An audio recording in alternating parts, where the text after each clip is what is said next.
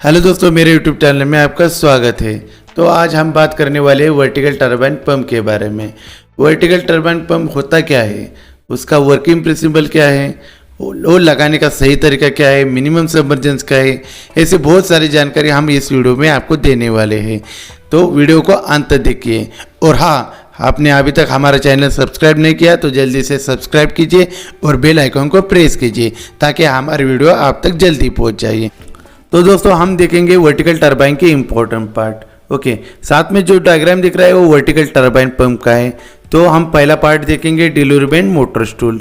Okay, जो नीचे वाला पार्ट दिख रहा है वो है डिलीवरी बेंड और ऊपर वाला जो दिख रहा है वो है मोटर स्टूल। ओके, कुछ पंप में वो कंबाइन भी रहता है, उसको डीवीएमएस बोलते हैं, means delivery bend motor stool. Okay, तो डिलीवरी बेंड का कार्य क्या होता है, जो हमारा वर्टिकली फ्लो आता है उसको डायरेक्शन देने का काम डिलीवरी बेंड का होता है। दूसरा जो कार्य होता है वो मोटर स्टूल को सपोर्ट करता है, यह है डिलीवरी बेंड का। और मोटर स्टूल का कार्य क्या होता है, मोटर स्टूल का मेन फंक्शन रहता है वो मोटर को गाइड करने का, मोटर को बिठाने का, उस पर मोटर रेस्ट होता है, यह है मोटर स्टूल का कार्य। जो हमारा दूसरा पार्ट है वो शाफ्ट ट्यूब है। ओके, जो बीच में वाला पार्ट दिख रहा है वो है शाफ्ट। ओके, तो शाफ्ट ट्यूब क्या है, शाफ्ट ट्यूब जो होता है वो शाफ्ट को प्रोटेक्ट करता है, कवर करता है, वो शाफ्ट ट्यूब होता है। और शाफ्ट ट्यूब जब की जरूरत क्यों होती है, जो हमारा जो वाटर होता है वो सॉल्टी होता है, हार्मफुल होता है, जो लिक्विड हम पंपिंग करने वाले वो हार्मफुल रहता है, तो उसको शाफ्ट को हमारे प्रोटेक्ट करने के लिए शाफ्ट ट्यूब डाला रहता है। ओके, तीसरा महत्वपूर्ण पार्ट है स्टफिंग बॉक्स। ओके, जो डिलीवरमेंट में जो असेंबली रहता है उसको बोलते हैं स्टफिंग बॉक्स। ओके, ये है stuffing box assembly.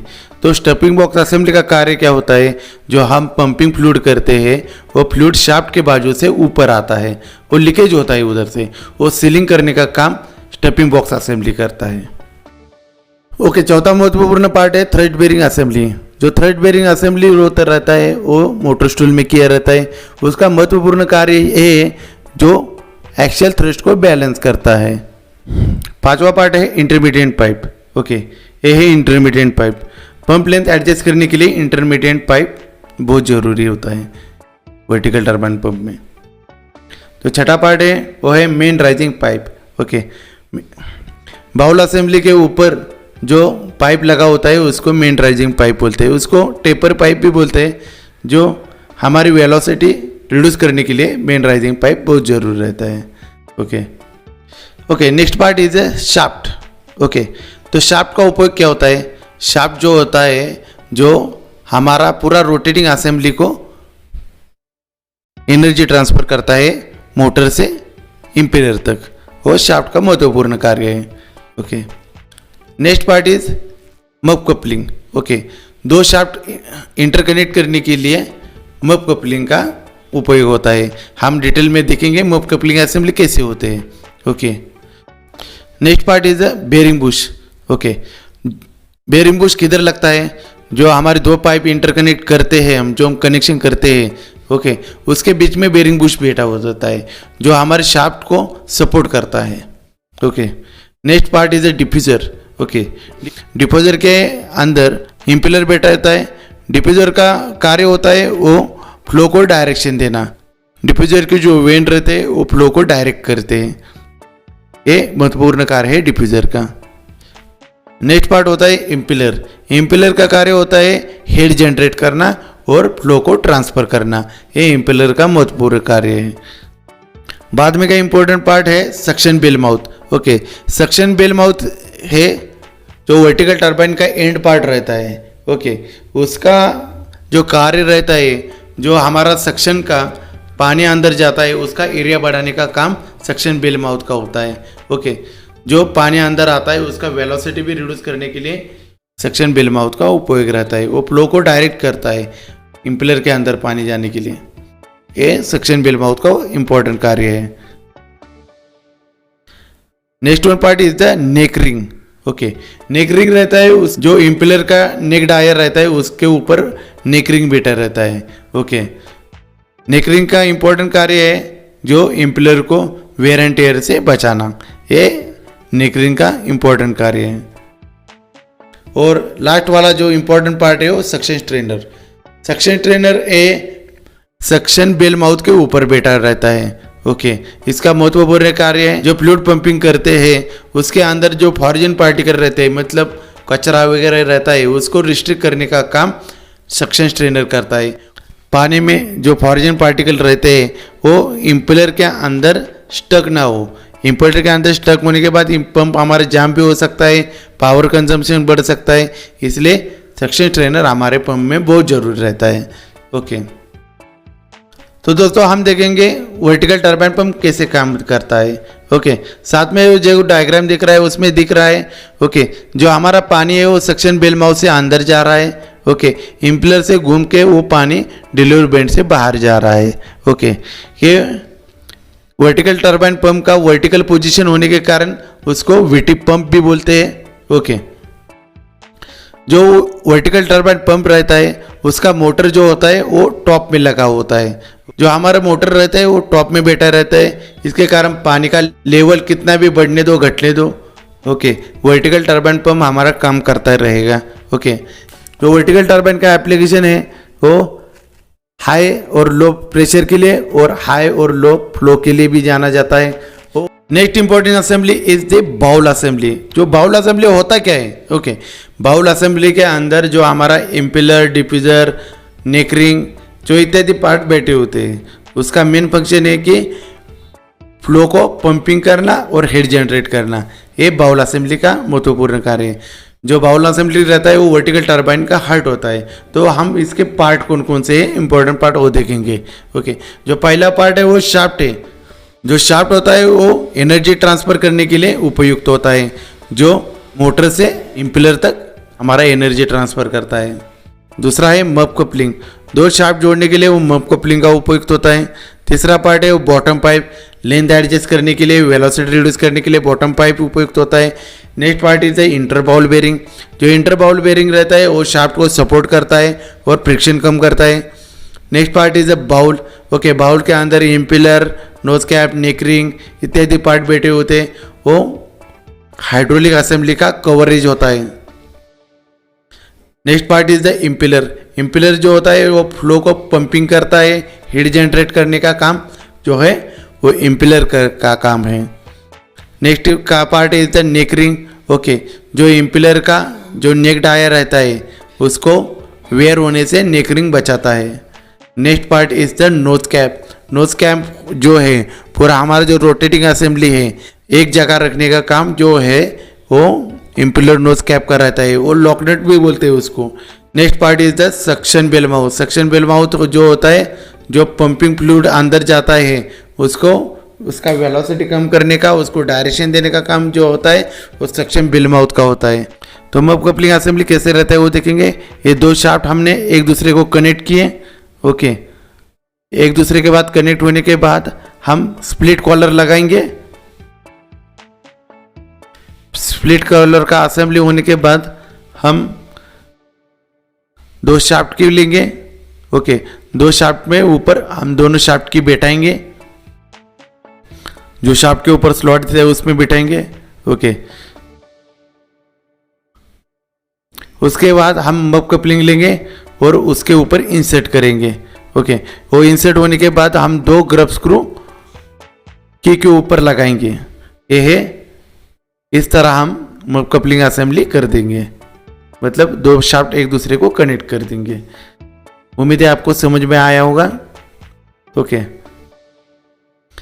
Next part is the stuffing box assembly. Okay, ये स्टफिंग बॉक्स असेंबली हमने देखा है। स्टफिंग बॉक्स असेंबली जो होता है वो डिलीवरी बेंड में बैठा होता है। ओके, उसका कार्य है जो शाफ्ट के बाजू से जो पानी आता है ऊपर उसको सीलिंग करना। ओके, तो इसके इंपॉर्टेंट पार्ट देखेंगे। ये शाफ्ट, ये स्टफिंग बॉक्स जिसमें पूरा अपना असेंबली बैठा रहेगा। तीसरा है ग्लैंड। ओके, जो ग्लैंड है जो हमने जो अंदर जो ग्राफाइट कॉटन का पैकिंग डाला है उसको क्लैम्प करने का काम जो ग्लैंड का होता है। ओके, तीसरा महत्वपूर्ण पार्ट है वो ग्लैंड पैकिंग। ओके, ये ग्लैंड पैकिंग सीलिंग का काम करते हैं। जो ग्लैंड पैकिंग होता है वो टेफ्लॉन का और ग्राफाइट कॉटन का भी रहता है। ओके, तीसरा इंपॉर्टेंट पार्ट है वो स्टड है, ग्लैंड स्टड। और ग्लैंड स्टड क्या करते हैं काम, तो ग्लैंड को पकड़ के रहते हैं। तीसरा है लैट्रन रिंग, इसको लॉग रिंग भी बोलते हैं। उसका कार्य है जो हमारा ग्राफाइट कॉटन का पैकिंग रहता है उसको कूलिंग करने का, वाटर सर्कुलेट करने का जो काम है वो लैट्रिन रिंग करता है। तीसरा पार्ट हुए जो ग्लैंड आउटलेट है। तीसरा इंपॉर्टेंट पार्ट है स्लीव। ओके, जिधर ग्लैंड बैठता है उसके ऊपर स्लीव लगा होता है, क्योंकि जो हमारा शाफ्ट है वो खराब ना हो, इसका इरोजन ना हो, इसीलिए वो स्लीव डाला रहता है। ओके, ये हमारे स्टफिंग बॉक्स के इंपॉर्टेंट पार्ट। ओके, कुछ पंप में ग्लैंड की जगह मैकेनिकल सील भी लगा होता है सीलिंग पर्पज के लिए। फ्रीक्वेंटली आस्क्ड क्वेश्चन, तो वर्टिकल टर्बाइन पंप के बारे में हमेशा पूछे जाने वाले क्वेश्चन देखेंगे। तो पहला क्वेश्चन है minimum submergence. What is the minimum submergence, how to measure it. तो ये मिनिमम सबमर्जेंस होता क्या है वर्टिकल टर्बाइन पंप में। ओके, वो क्यों मेजर करना चाहिए ये हम देखेंगे। Okay, suppose this one are the sump level, ये वाटर लेवल है, सम्प का लेवल है, नीचे का बॉटम लेवल है, और ये ऊपर का वाटर लेवल है। ओके, इसमें हम वर्टिकल टर्बाइन पंप इंसर्ट करेंगे। ओके, जो हमारा मिनिमम सबमर्जेंस क्या होता है, तो मिनिमम सबमर्जेंस जो होता है हमारा मिनिमम वाटर लेवल रहता है जिसमें हमारा पंप चलने वाला है। ओके, उसके नीचे पानी गया तो हमारा पंप वर्क नहीं होगा। ओके, वो जितना पानी डालना चाहिए उतना पानी वो नहीं डालेगा। ओके, तो हमारा जो पंप है वर्टिकल टर्बाइन पंप, ओके, वो चलने के लिए कितना पानी जरूरी है, मिनिमम पानी कितना जरूरी चाहिए सब में, वो दिखाने के लिए मिनिमम सबमर्जेंस रहता है। ओके, जो मिनिमम सबमर्जेंस है वो मेजर सक्शन बिल माउथ से करते हैं। ओके, वो मिनिमम सबमर्जेंस का वैल्यू डिजाइन वालों ने दिया रहता है। ओके,